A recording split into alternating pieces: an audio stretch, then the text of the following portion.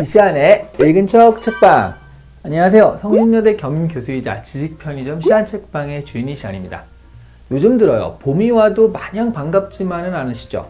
미세먼지가 봄과 함께 같이 찾아올 것을 알기 때문인데요. 이 미세먼지는 우리 인체에 어떤 영향을 미칠까요? 안타깝게도요. 우리는 잘 알지 못합니다. 폐를 망가뜨린다느니 기관지에 문제가 생기기도 하고 비염, 피부질환 등등 여러 가지 이야기가 있지만 이것은 당장에 생각나는 직접적인 상관관계일 뿐 이 미세먼지가 장기적으로 인체에 어떤 영향을 미칠지는 정말 그 시간만큼 지나가 봐야 아는 거거든요. 또 자연은 얼마나 훼손시킬지도 모른다라는 거죠.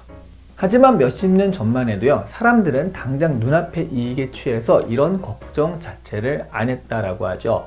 그 전환점이 된 책이 바로 오늘 소개해드릴 이 책, 레이첼 카슨의 침묵의 봄입니다. 환경학 최고의 고전이라는 말이 있는데 사실 이 책이 나오기 전에는요, 환경이란 말 자체가 낯설었죠. 당연히 환경보호라는 말도 없었습니다. 하지만 이 책 이후로 사람들은 과학기술에 대한 맹신을 버리고요, 환경을 생각하게 되었고 지구의 날을 제정하기도 하였습니다. 지금 현대의 환경운동을 만든 책으로 평가되는 바로 그 책입니다.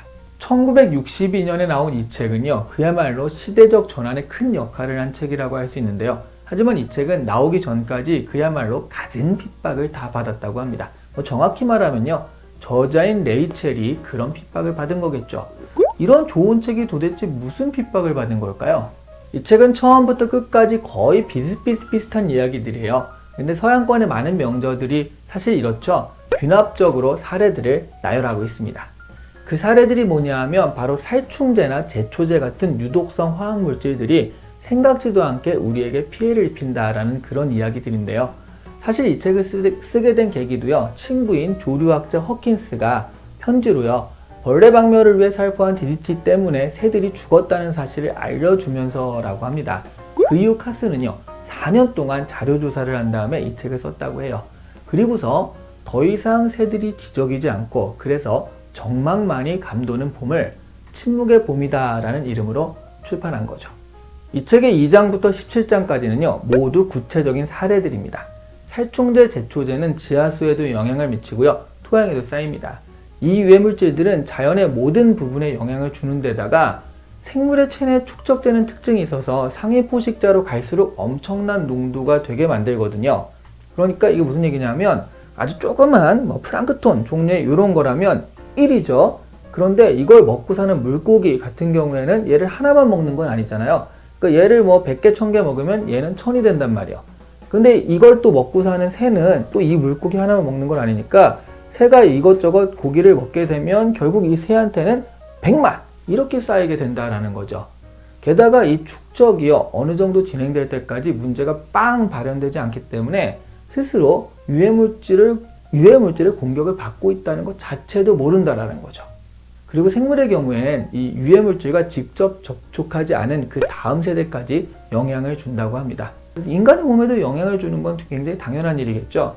유전자의 문제를 일으키기도 하고요, 발암물질로 직접 작용하기도 합니다. 더욱더 문제는요, 이 제초제와 살충제 같은 것들이 그나마 자기 역할도 못한다는 사실인데요. 해충이나 잡초들 중 유독물질에 내성을 가지는 것들이 살아남게 되는 거예요. 그 억센 생명력으로 더 빨리 번식해 나가게 되는 거죠. 그러니까 더 강한 유독물질이 필요하게 된다는 악순환에 빠지게 됩니다.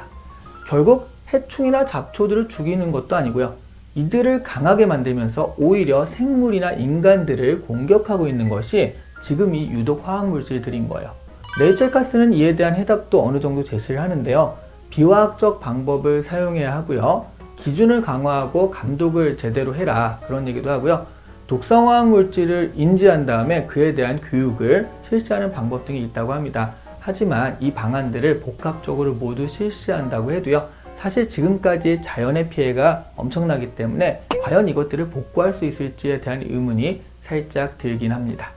처음에 제가 핍박에 대한 이야기를 했었죠. 도대체 레이첼 카스는 누구로부터 핍박을 받았을까요? 네, 바로 그렇습니다. 제초제 회사, 살충제 회사, 그리고 화학약품 회사 같이 이런 거대 기업들한테 핍박을 받은 거죠. 그리고 그들로부터 정치 자금을 건네받은 정치인들인 거죠. 최근 영화들을 보면요, 그 회사의 이익과 반하는 개인들이 마주치는 그런 영화들이 많잖아요. 이 침묵의 봄을 둘러싼 여러 가지 정황과 이야기들이 그런 한 편의 영화 같다라는 생각이 좀 들어요. 그런데 이제는 미세먼지 같은 것들이 우리를 위협해요. 유독 화학물질처럼 이 미세먼지가 우리의 건강에 어떤 영향이 있는지는 정말 시간이 좀 많이 흘러가 봐야 밝혀질 것 같습니다. 하지만 이제 우리는요, 침묵의 봄을 통해서 이런 것들이 광범위하고도 장기적으로 우리에게 어떤 위협이 될 수 있음을 배웠다라는 거죠. 환경에 대한 대비는요, 부족한 것보다는 넘치는 게 나은 것 같아요. 왜냐하면 이 환경은요, 우리 게 아니잖아요. 자라나는 다음 세대들의 것이잖아요. 그래서 우리의 자녀에게 물려줄 것은 바로 환경밖에 없기 때문에 소중하고도 조심스럽게 다루어야 할 것 같습니다. 오늘 이 시간에 읽은 책방은요, 레이첼 카슨의 침묵의 봄, 바로 이 책이었고요. 좋아요와 구독, 알림 설정은 침묵의 의무입니다.